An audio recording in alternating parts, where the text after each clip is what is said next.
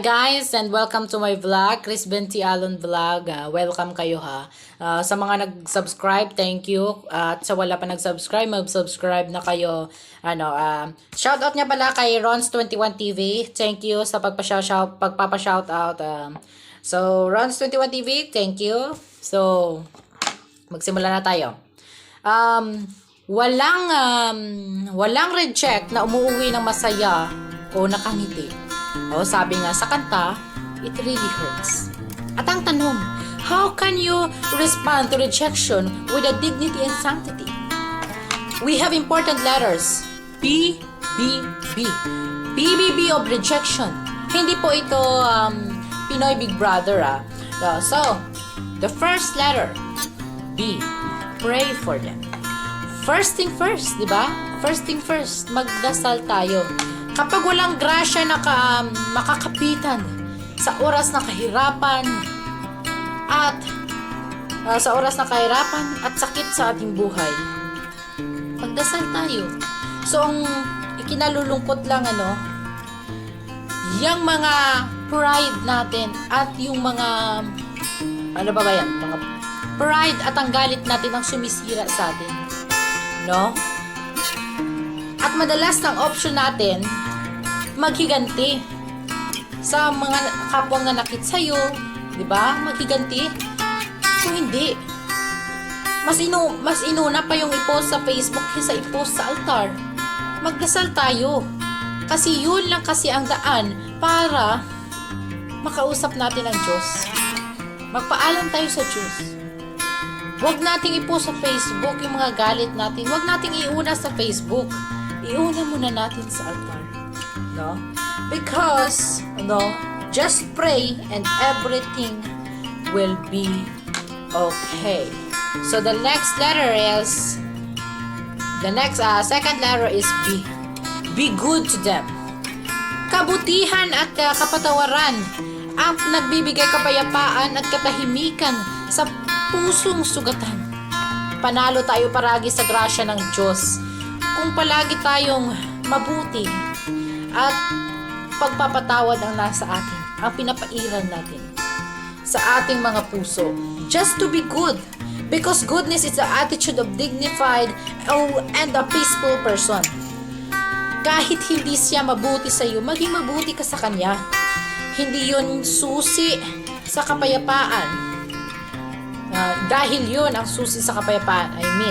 Dahil yun ang susi sa kapayapaan na hingahangad nating lahat. So the third letter is B. Be fruitful. Because of them, our experiences of rejection should not destroy in a passion and hope of life. Maraming kwento ng mga buhay na nagtagumpay, maraming kwento ng tagumpay, ng mga nagsimula sa rejection. Kagaya ng Nokia reject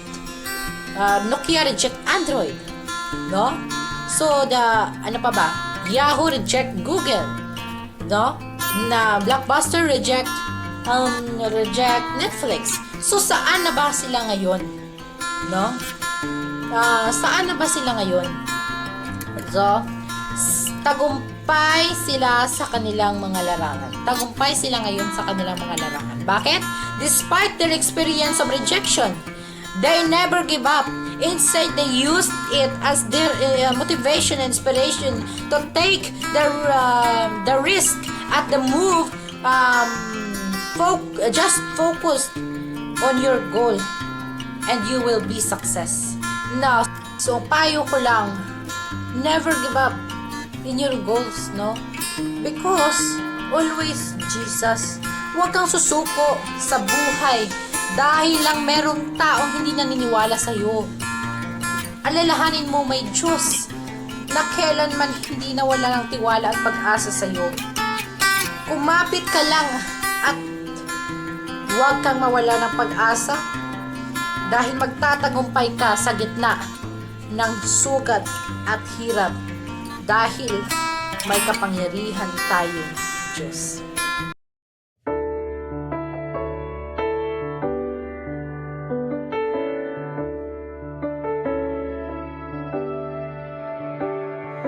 Jesus Christ, the Son of God, was born for you and me.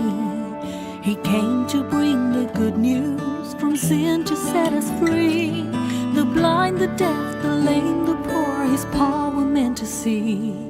He gave His life upon the cross, eternal life to keep.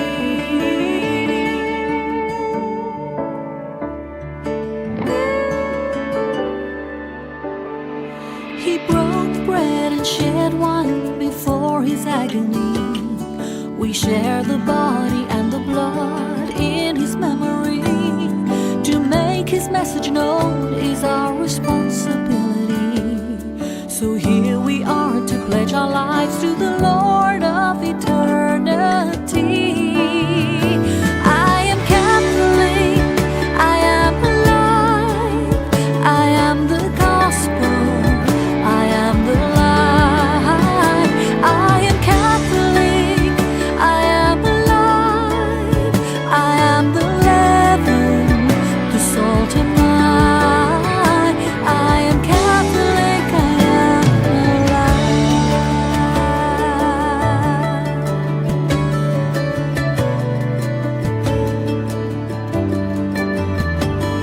We carry Christ in our hearts, in what we do and say. We raise our voices, live the truth for those who've gone astray. Nourished by the Eucharist, we build community. So here we are to pledge our lives to the Lord of eternity.